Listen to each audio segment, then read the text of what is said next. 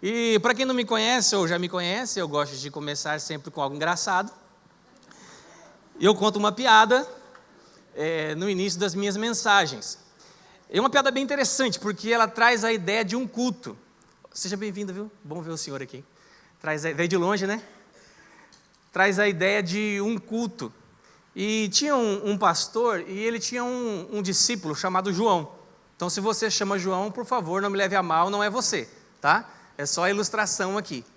E toda vez que ele pregava, quando acabava o culto, João vinha para conversar com o pastor. Ele falava: nossa, pastor, essa palavra foi extraordinária. Mas, que pena que o Pedro não pôde vir hoje, porque essa palavra era para ele. E aí, o outro culto acontecia na outra semana, no outro final de semana, no domingo seguinte, e o pastor pregava, e ele pregava ali firme mesmo, falando sobre comprometimento, e assim como se ele fosse até enfático para ver se o João se tocava. Quando acabava o culto, o João vinha: pastor do céu, mas que palavra extraordinária. Olha, essa palavra é demais, mas que pena que o Mário não pôde vir hoje, porque essa palavra com certeza era para ele. Aí chegou um dia que choveu muito, mas muito forte na cidade. Ia começar o culto e o pastor estava meio apreensivo, orando no fundo da igreja. Ele falou: meu Deus, e agora? Será que as pessoas vão sair de casa para vir ao culto? Isso não acontece aqui na ECG, não é verdade? Nós, com chuva ou sem chuva, a gente vem para o culto, né? Com reforma ou sem reforma, a gente está aqui cultuando ao Senhor, é ou não é? Amém? Mas lá não, lá era um pouquinho diferente. Então aí, ele ali todo apreensivo, o pastor orando lá no fundo, no seu gabinete, e chega na hora, ele olha assim para o auditório e ele vê só o João no auditório. E aí ele: Senhor, me perdoa, mas hoje eu vou pegar o João. Me perdoa, depois a gente acerta esse negócio. Ele falou: agora sim vou pegar o João. E ele muda todo o seu esboço ali na hora, e ele vê e tal, sabe, né, das dificuldades que o João passa, para não falar dos defeitos do João, né? Ele não vai ficar olhando o defeito dos outros, o pastor não olha o defeito dos outros, né? Daí ele não olha. Daí ele olhou as dificuldades que o João passa, e ele pregou, e foi enfático, e foi enfático, e foi enfático, e foi enfático. Acabou o culto, lá veio o João, ele falou: agora eu quero ver o que ele vai falar.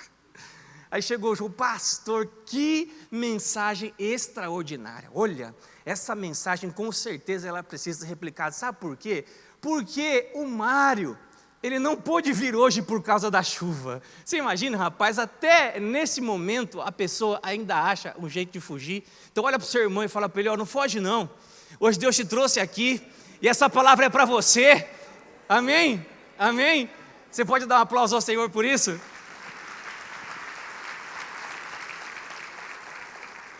Me ajuda aí, tá? As piadas estão ficando difíceis, gente. Um dia eu aprendo a contar piada. Ai, meu Deus do céu. Isso é porque o meu discípulo que me deu mandou o áudio ainda. É mais fácil colocar o áudio dele para ver se de repente vocês escutam e vocês acham graça, mas tá bom. Vamos avançar então dentro desse tema. No mês de julho nós estamos trabalhando com este tema: Igreja, Ideia de Deus. Igreja, Ideia de Deus. Que tema extraordinário.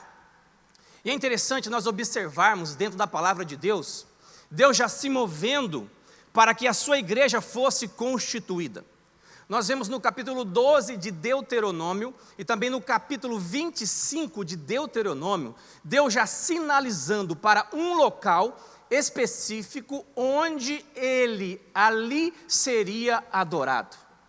É bem verdade que a ideia de igreja, ela vai além de um local específico onde Deus é adorado. A ideia da igreja, ela soa mais para um organismo vivo, ou componentes de um organismo vivo, atuando em movimento para o estabelecimento do reino de Deus.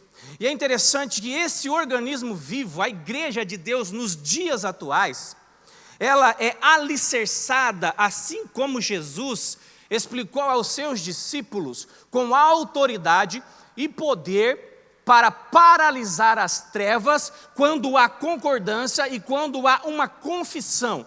aliada e adequada à palavra de Deus. Nós vemos isso em Mateus capítulo 16. Mateus capítulo 16, quando ele está ali com os discípulos, falando de Jesus, com os seus discípulos, em um local conhecido como Cesareia de Filipe, ou a cidade de Filipe, ao norte da parte de Israel.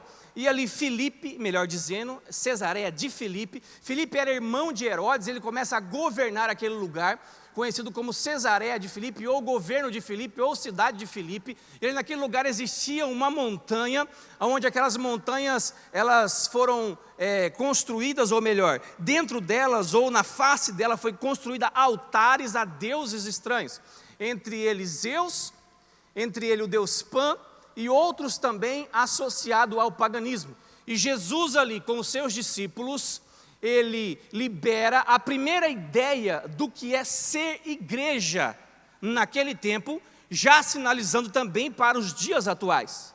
E ele coloca um alicerce sobre esta ideia. E ele diz: a porta do inferno não prevalecerá contra a sua igreja. Ou, as portas do inferno não prevalecerão contra a igreja. E no versículo 19 do capítulo 16, ele ainda avança, ele diz: tudo o que ligares na terra será ligado nos céus, e tudo o que desligares na terra será desligado nos céus. Então eu quero que você compreenda uma coisa neste início. Volte no versículo 18, por favor. Versículo 18, o estabelecimento da igreja, ele traz uma autoridade na sua constituição. Ele diz: as portas do inferno não prevalecerão contra ela, falando da igreja. Versículo 19, e te darei as chaves do reino, e tudo que ligares na terra será ligado no céu, e tudo que desligares na terra será desligado no céu. Então a igreja de Jesus, ela é estabelecida com essa autoridade, e todas as vezes que ela se movimenta, ela tem a oportunidade de liberar esta autoridade por onde ela passa. Além de uma construção específica, existe autoridade, existe poder, existe algo especial quando nós nos movimentamos como igreja, como corpo de Cristo. Existe algo que é liberado quando você abre a sua boca para declarar a palavra de Deus. Entenda, aquilo que você declara vem acontecer, porque o próprio Deus, ele derrama a autoridade sobre a sua igreja. Então, como é importante nós percebermos a ideia, ou termos a confissão mais adequada daquilo que nós estamos declarando a respeito daquilo que nós queremos para o nosso futuro. Então, a igreja de Jesus, ela é estabelecida dentro deste organismo vivo, e um organismo atuante, e um organismo que é alicerçado por autoridade para ligar e para desligar. Então hoje nós faremos algumas orações específicas, iremos ler também alguns textos específicos, além do normal, daquilo que eu costumo discorrer nas minhas prédicas. Mas 3 coisas nós precisamos compreender sobre a igreja antes de avançarmos para os textos e para as orações. A primeira delas é que a constituição da igreja foi ideia de Deus. Esta é a primeira coisa que nós precisamos observar. Não foi ideia de homens, ela não foi ideia de um apóstolo, ela não foi a ideia de um pastor, ela não foi a ideia de um bispo, ela não foi a ideia de um reverendo. Hoje tínhamos um reverendo conosco aqui pela manhã no culto das 10. Não foi a ideia de um reverendo, não foi a ideia de um sacerdote, ela foi a ideia do próprio Deus. Então a constituição da igreja naquele tempo até os dias atuais é ideia de Deus, do próprio Deus. Precisamos compreender isso. A segunda coisa, há um propósito para a constituição da igreja de Deus. Há um propósito específico para a constituição da igreja de Deus. Deus não atua na terra sem um propósito. Toda a criação de Deus, por mais simples que seja, estática ou móvel, ela é gerada dentro de um propósito. Assim também a sua igreja, ela foi constituída dentro de um propósito, que é o estabelecimento do reino de Deus através do amor, do serviço e da influência.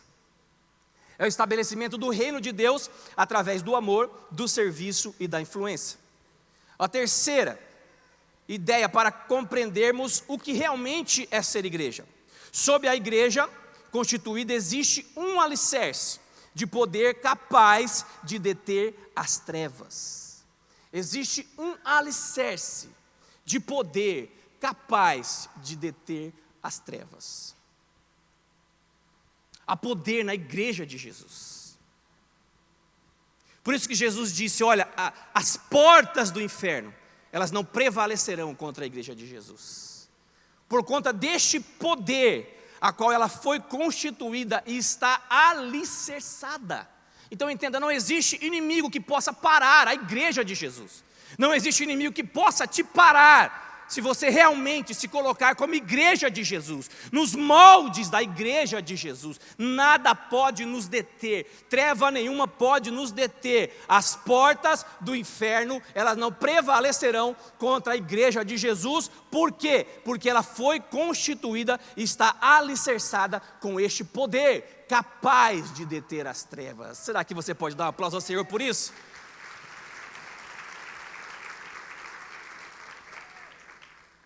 Compreendendo isso então, o que é ser igreja? E como me mover sendo igreja? O que é ser igreja? E como me mover como igreja? A primeira coisa é que nós precisamos compreender que igreja é uma congregação. Igreja é uma congregação. Um conjunto de pessoas. Jamais uma igreja pode ser estabelecida na sua plenitude por uma pessoa só. É necessário que haja um conjunto de pessoas associadas ao mesmo propósito, o estabelecimento do reino de Deus.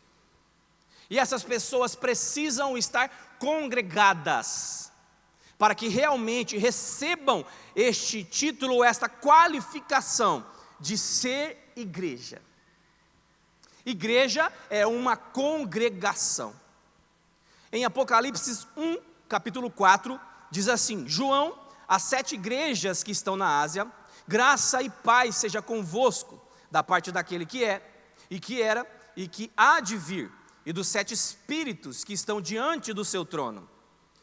Gálatas 1, 2 ao versículo 4, capítulo 1, versículo 2 ao versículo 4, diz assim: E todos os irmãos que estão comigo, as igrejas da Galácia, graça e paz da parte de Deus Pai e de nosso Senhor Jesus Cristo, o qual se deu a si mesmo por nossos pecados, para nos livrar do presente século mau, segundo a vontade de Deus nosso Pai.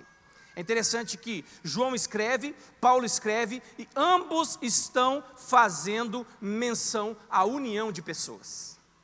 Paulo escreve às igrejas da Galácia, para instruí-los. E ele aqui faz menção a igrejas, a pessoas que estavam reunidas em comum acordo para o estabelecimento do reino. João escreve às 7 igrejas da Ásia. E ali coloca instruções também para essas 7 igrejas, daquilo que havia de acontecer, daquilo que haveria de vir. Isso sinaliza para uma congregação. Jamais a igreja, ela pode ser vista como o corpo composto por um indivíduo apenas. É necessário que haja uma congregação, a união de pessoas. A igreja ela não pode se mover sozinha. Não existe como sermos igreja sozinho. Eu não sou igreja na minha casa. Na minha casa eu sou indivíduo, eu sou cidadão. Sabe por quê? Porque Deus ele não se move pelo isolamento. Deus não se move pelo isolamento. O nosso Deus é um Deus de relacionamento. É por isso que Jesus ele declara: onde estiver 2 ou mais reunidos, lá eu estarei presente. Lá eu estarei presente. Em Israel, para se começar uma reunião na sinagoga, uma reunião de oração, era necessário pelo menos 10 pessoas. Existia uma liturgia ali, para iniciar. Eles respeitavam a ideia de ser igreja como congregação, não como indivíduo. E é bem verdade que Jesus ele entra no cenário para combater algumas coisas, algo ligado à religiosidade, e ele se coloca a dispor para se apresentar à sua igreja quando 2 ou mais estiverem reunidos. Mas jamais uma igreja ela será vista ou será composta por uma pessoa só, isolada, na sua casa, vivendo do seu jeito. É necessário a congregação, é necessário congregar e não deixar de congregar. Em Hebreus capítulo 11, versículo 25 diz assim: não deixando de congregar, como é costume de alguns, antes admoestando uns aos outros, e tanto mais quanto vedes que se vai aproximando aquele dia. Uma igreja só é igreja na sua plenitude quando ela entende a necessidade de estar reunida como congregação. Nós só seremos igreja na sua plenitude. Lembra o poder e a autoridade que foi estabelecido na igreja? Esse poder e essa autoridade na sua plenitude só é derramado por Deus quando nós estamos congregando. Como é importante nós congregarmos. Como é importante não perdermos esse hábito, este costume de nos reunirmos, formando a igreja de Deus, na ideia de Deus, nos moldes de Deus, no jeito de Deus. Aí sim, a autoridade, o poder de Deus será derramado sobre nós. E tudo que nós ligarmos na terra é estabelecido no céu. E tudo que desligarmos na terra também é estabelecido no céu. Amém? Eu gostaria de orar então. Eu queria que você me acompanhasse nessa oração. Nós temos 4 pontos aqui para tratar nessa noite. 4 pontos que compartilharemos. E dentro de cada ponto desse nós iremos fazer uma oração. E o primeiro é sobre esta devida importância. Que o Espírito de Deus alcance o nosso coração. Que nada mais seja importante no nosso domingo do que buscarmos ao Senhor, do que nos reunirmos para congregar, formando assim a igreja na ideia de Deus. Amém? Então, curva a sua cabeça. Se você não tem dado essa devida importância, se conserte com Deus nessa hora. Eu não estou aqui para te condenar, não estou aqui para te apontar. Quem sou eu para fazer isso? Mas eu estou aqui para te apresentar a palavra de Deus.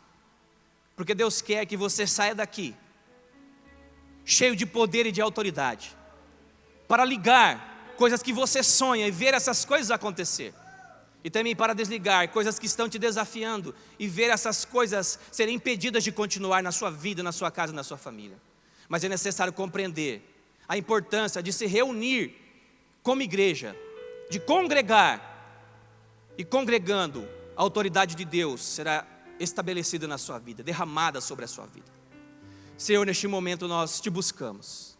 Nós te buscamos porque pela tua palavra nós conseguimos compreender que existe autoridade e poder para ser derramado sobre as nossas vidas. Existe poder sobre a tua igreja, que é o organismo vivo, em movimento para o estabelecimento do teu reino. Existe poder quando este organismo, ó Deus, se reúne como congregação. Assim, se completa na plenitude a ideia da igreja, nos teus moldes, nos teus padrões. Alcance o nosso coração, Senhor. Que no domingo, que na quarta, que nos dias de culto, nada e nem ninguém possa roubar esse desejo de estarmos reunidos como igreja, congregados como irmãos, fazendo parte deste corpo maravilhoso que é o corpo de Cristo.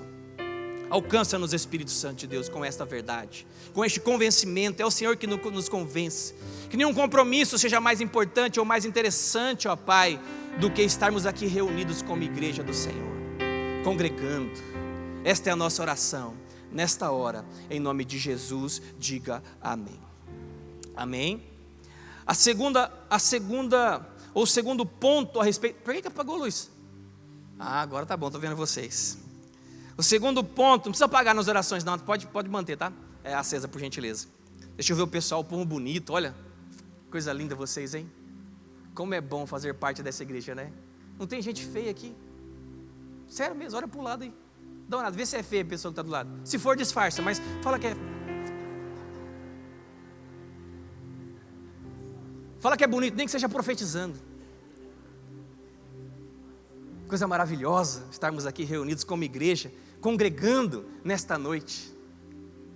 Igreja, ideia de Deus. Como é bom congregarmos, não é? É maravilhoso, é extraordinário.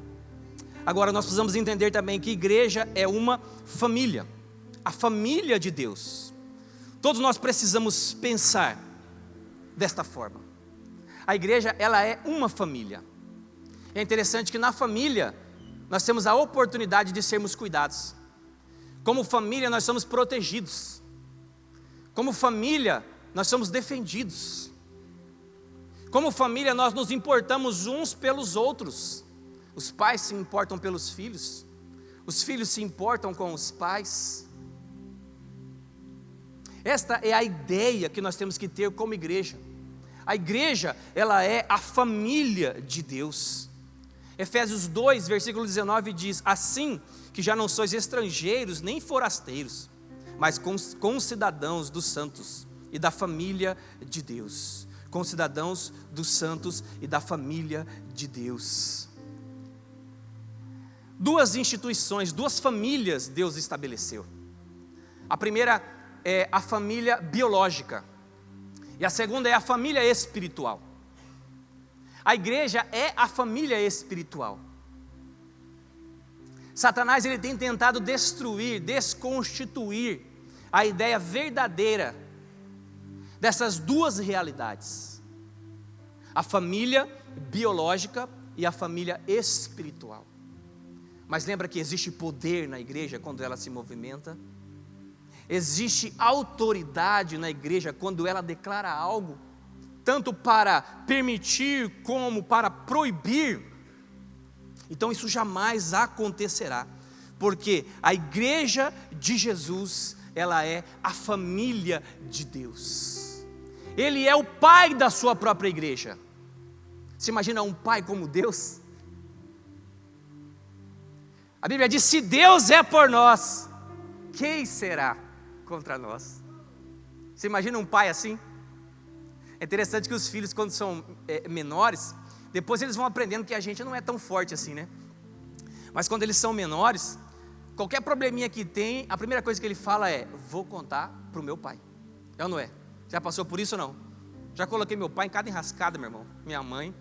Essa ideia de contar para o pai não dá muito certo. Por favor, não faça isso não, tá? Eu sei que aqui estamos, né, um ambiente assim com pessoas até maiores, né? Mas até dentro desse ambiente ainda existem pessoas, ou podem existir pessoas que ainda contam para os seus pais os seus problemas, se refugiam.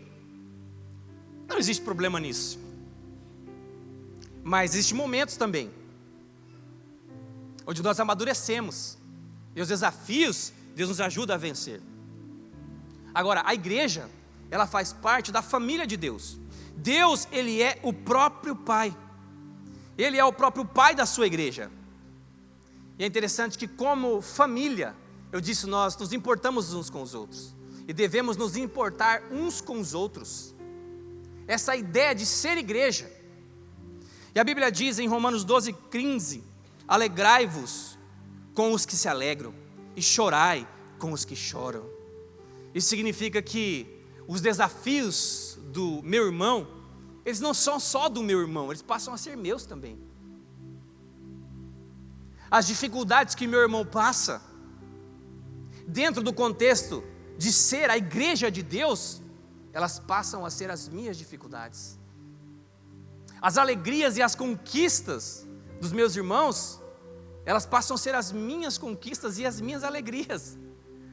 Sei que às vezes é difícil pensar assim, né? Mas esta é a verdadeira identidade da igreja de Deus, sendo estabelecida dentro da ideia de Deus. A dor do nosso irmão, ela passa a ser a nossa dor.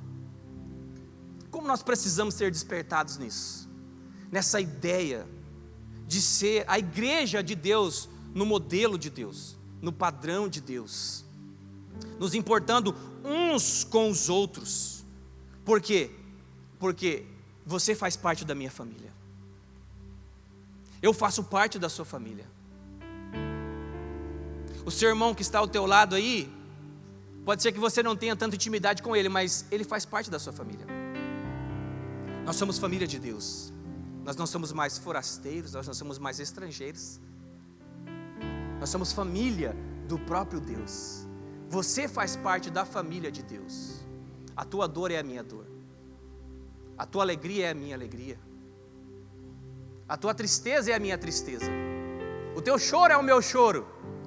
As tuas conquistas, elas também são motivo de celebração para a minha vida, para a minha casa e para a minha família. Eu quero fazer esta oração. Eu não sei qual é a sua dor. Eu não sei nem qual é a dor que o seu irmão está passando. Mas neste momento eu quero que você ore pelo seu irmão que está ao teu lado. Quero que você tenha esta oportunidade. Que ninguém fique sozinho. Porque nós somos uma família. Mas que possamos orar um pelos outros. Você não precisa nem perguntar quais são os desafios que ele está passando. Ele já sabe, Deus sabe. Ou quais são as alegrias e as conquistas que ele está vivendo. Ele já sabe, Deus já sabe também. Mas a tua oração tem poder para ligar e desligar. Se é algo bom, Deus vai estabelecer. Se é algo ruim, Deus vai proibir. Amém? Então, sentado mesmo, ore pelo seu irmão aí. A não ser que você esteja sozinho, procure um irmão, procure uma pessoa com quem orar. Em nome de Jesus. Senhor, nós te louvamos. Nós te louvamos, ó Deus, por essa ideia verdadeira do que é ser igreja. Igreja é uma família, família de Deus. Antes éramos estrangeiros, antes éramos forasteiros, mas agora somos concidadãos dos santos e família de Deus. Deus, que a dor do meu irmão, ela também incomode o meu coração, ao ponto de orar por ele nesta hora, ao ponto de abençoá-lo nesta hora, ao ponto de declarar, ó Deus, essa situação revertida nesta hora. E se ele está passando por algo bom, se ele está passando por algo maravilhoso, se conquistas estão, ó Deus, chegando à sua casa, à sua vida, a alegria dele também passa a ser a minha alegria. E nós oramos agradecendo ao Senhor. E a tua palavra diz que tudo que nós permitimos será permitido, e tudo que nós proibirmos será proibido. E nesta hora nós oramos, nesta hora nós consagramos, nesta hora nós declaramos, ó Deus, aquilo que não vem do Senhor para a vida do nosso irmão, seja na vida financeira, seja, ó Deus, na área emocional, seja na saúde, seja no físico, nós declaramos, ó Deus, nesta hora, proibido pelo poder do nome de Jesus, retido pelo poder do nome de Jesus, finalizado pelo poder do nome de Jesus. Nós profetizamos um novo tempo sobre a vida do nosso irmão, um tempo de alegria, um tempo de paz, um tempo de prosperidade, um tempo, ó Deus, de gozo pleno na presença do Teu Espírito Santo. Assim oramos em nome de Jesus. Diga amém. Amém. Dê um aplauso ao Senhor.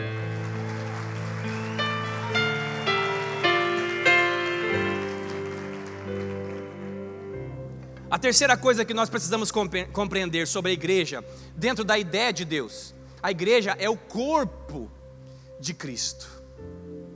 A igreja é o corpo de Cristo. Em 1 Coríntios 12, 27 diz: ora, vós sois o corpo de Cristo, e seus membros em particular.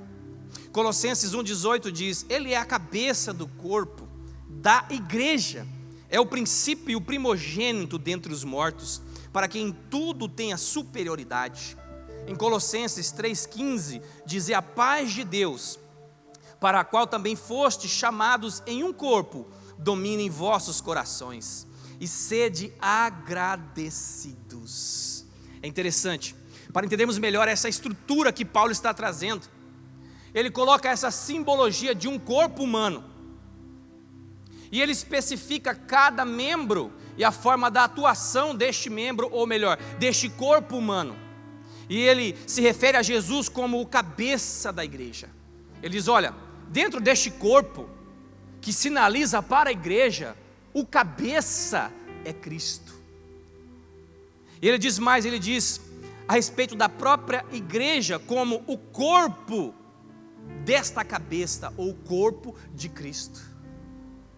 E ele vai além, e ele coloca nós, eu e você, sendo dentro dessa igreja como membros deste corpo, membros deste corpo. E é interessante que nós podemos ser membros dentro da igreja, mas não sermos membros dentro do corpo da igreja. Existe grande diferença nisso daí.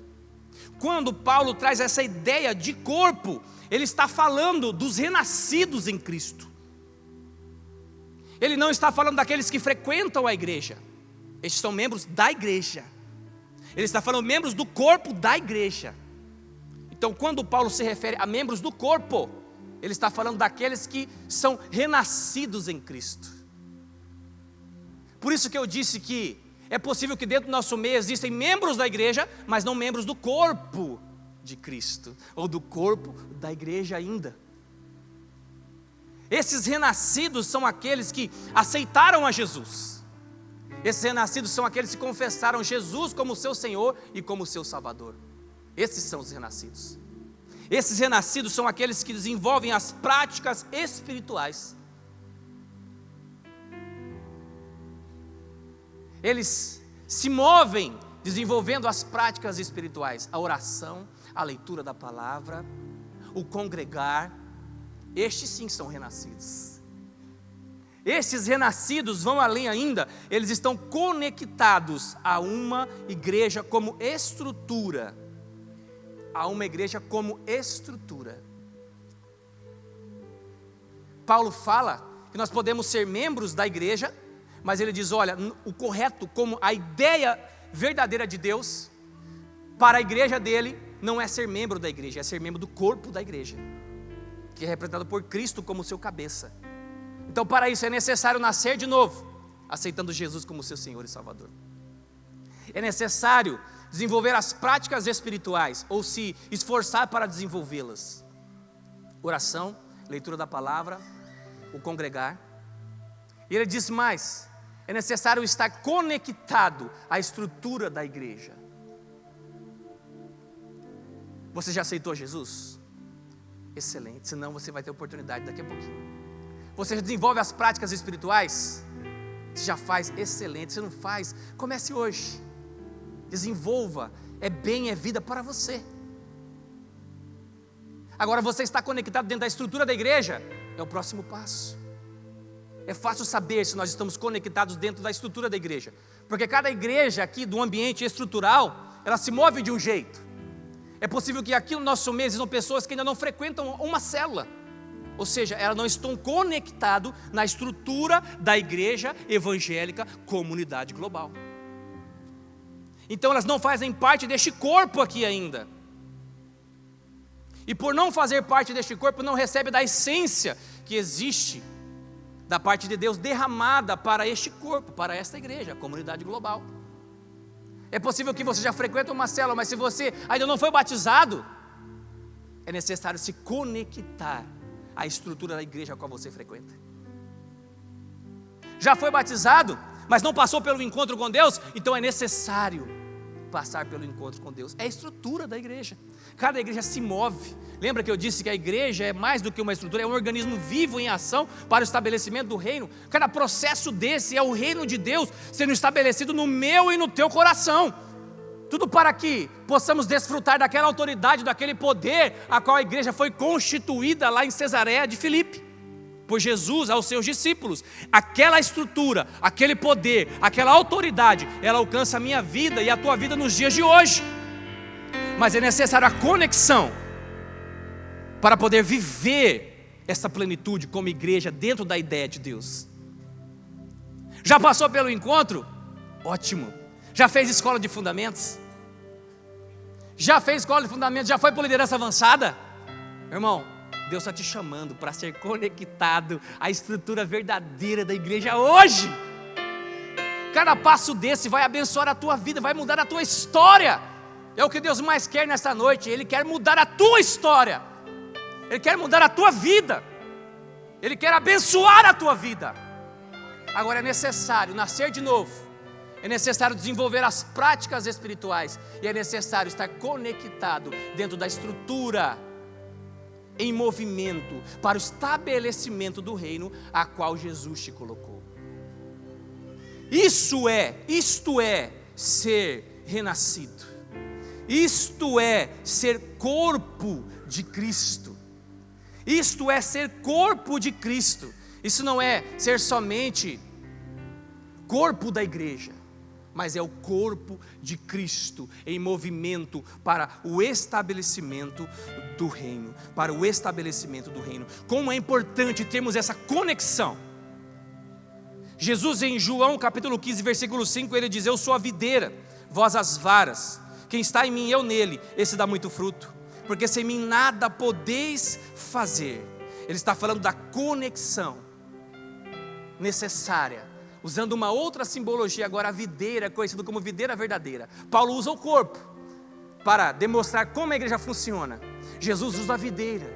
Ele diz: olha, é necessário que os galhos, eles sejam conectados em mim, e eu neles. Isso simboliza para aquilo que nós estamos falando aqui, ser corpo dentro da igreja, ou corpo da igreja, renascidos, aceitando Jesus, desenvolvendo as práticas espirituais, e também avançando dentro da estrutura a qual Deus nos trouxe para avançar. Como é importante amadurecermos nisso, como é importante pensarmos nisso, como é importante avançarmos nisso. Isto é ser corpo de Cristo dentro da igreja de Cristo, dentro da ideia de Deus. Amém? Eu gostaria de orar mais uma vez. Eu quero orar para aqueles que, ou melhor, que todos façam essa oração comigo, reconhecendo Jesus como seu Senhor e como seu Salvador, para que você saia daqui renascido em Deus, e após renascido você possa avançar para os próximos passos, que são as práticas espirituais, e depois também um movimento como organismo vivo, dentro do estabelecimento, dentro da estrutura a qual Deus nos colocou como igreja evangélica, comunidade global. Então feche os seus olhos, coloque a mão no seu coração, repita assim comigo, diga: Pai, nesta hora, eu te reconheço como meu Senhor e como meu Salvador. Nesta hora, eu declaro que o meu coração está sendo envolvido pela Tua presença, e com a minha boca, eu confesso Jesus como soberano na minha vida. Ajuda-me, Espírito Santo, a desenvolver as práticas espirituais, e ajuda-me, Espírito Santo, a viver conectado com a igreja, com a estrutura da igreja a qual o Senhor me inseriu. Assim eu oro, em nome de Jesus. Dê um aplauso ao Senhor. E o último, ser igreja é se dispor para amar, servir e influenciar. A nossa missão como igreja, ela está associada ao amor. É interessante que Paulo ele fala sobre 3 coisas importantes. Ele diz: olha, a fé, a esperança e o amor. Mas ele diz que em todas elas, nunca nos falte o amor. Ou seja, ele está declarando, pode faltar até a esperança para você, pode em algum momento até faltar a fé, mas que nunca nos falte o amor. Então a igreja de Jesus, ela se move dentro desse prisma, através do amor. E o amor ele proporciona serviço, e o amor ele gera influência. Você imagina uma pessoa cheia de amor entrar num lugar tomado por ódio, ela influencia aquelas pessoas, se realmente ela estiver cheia de amor. O amor ele tem poder para encobrir uma multidão de pecados. Olha o tamanho do poder e da autoridade que existe no amor. Então a igreja de Jesus, ela se movimenta dessa forma.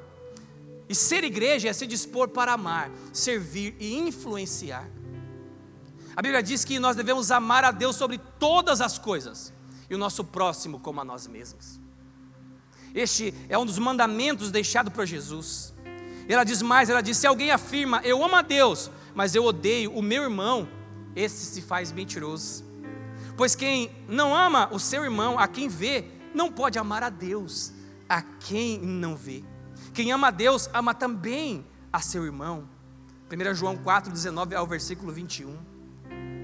Mas eu quero que projete aqui Romanos capítulo 12, para que a gente acompanhe aí, do versículo 9 até o versículo 21. São versículos curtos, e nós iremos encerrar, porque Paulo, ele começa a descrever, ou a escrever, melhor dizendo, ele começa a escrever instruções à igreja que estava em Roma, se formando em Roma, e ele não tinha ido a Roma ainda, mas ele começa a escrever.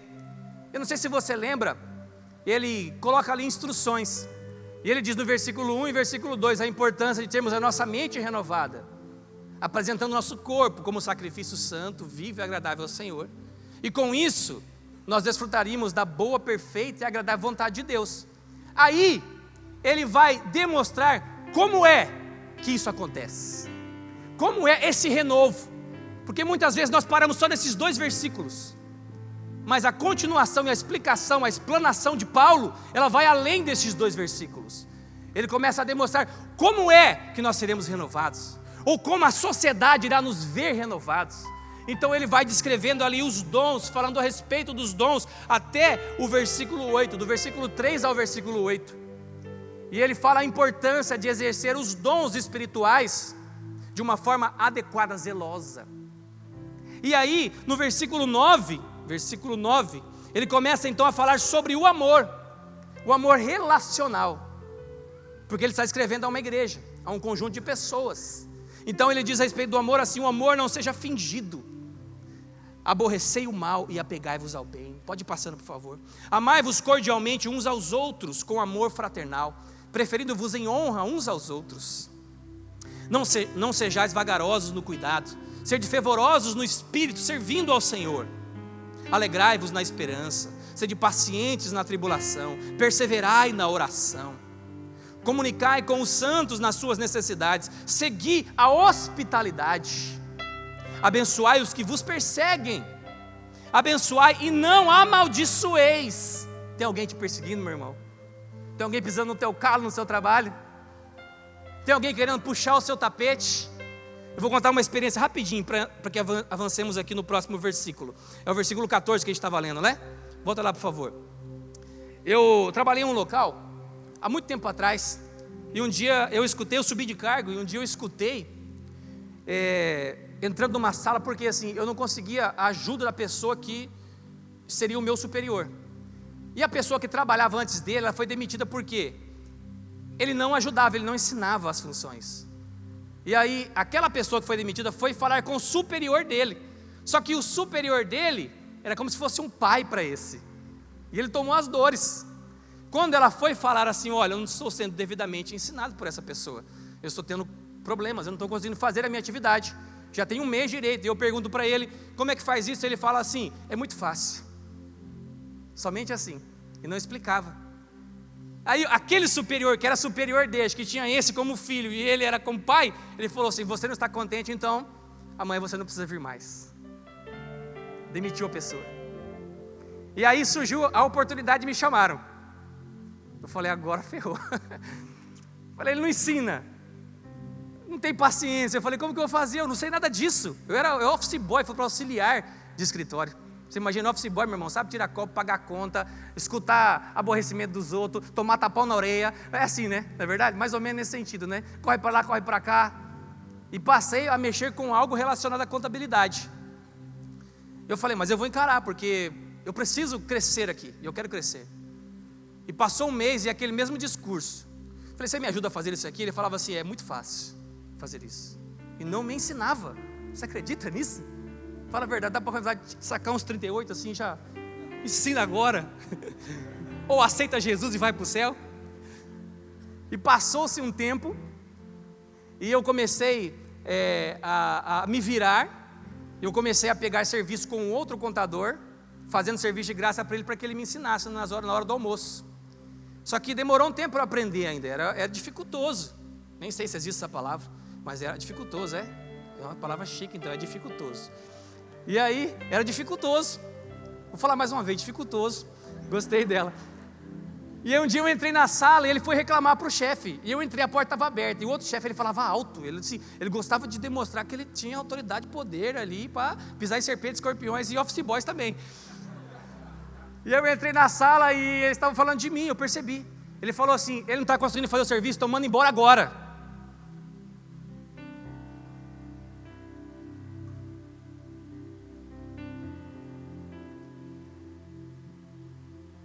Eu lembrei deste versículo aqui. E eu comecei a abençoar. Fui para o banheiro, chorei, me recompus, voltei, continuei trabalhando. E todos os dias quando eu chegava, eu colocava a vida dos dois diante de Deus.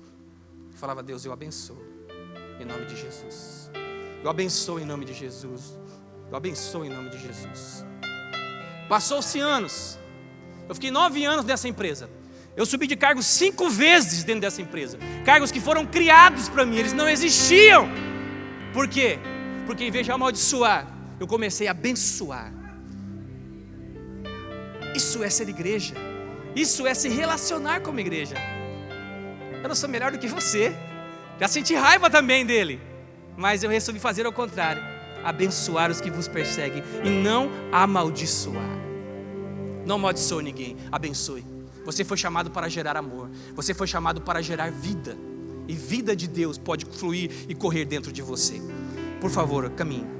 Alegrai-vos com os que se alegram e chorai com os que choram. Sede unânimes entre vós, não ambicioneis coisas altas, mas acomodai-vos às humildes e não sejais sábios em vós mesmos. A ninguém torneis mal por mal. Procurai as coisas honestas perante todos os homens. Se for possível, quando estiver em vós, tende paz com todos os homens. Para finalizar, não vos vingueis a vós mesmos, amados, mas dai lugar à ira, porque está escrito: minha é a vingança, recompensarei, diz o Senhor. Tem mais, né? Por favor. Portanto, se o teu inimigo tiver fome, dá-lhe de comer. Se tiver sede, dá-lhe de beber. Porque fazendo isto, amontoarás brasas de fogo sobre a sua cabeça. Não te deixes vencer do mal, mas vence o mal com o bem. Dê um aplauso ao Senhor.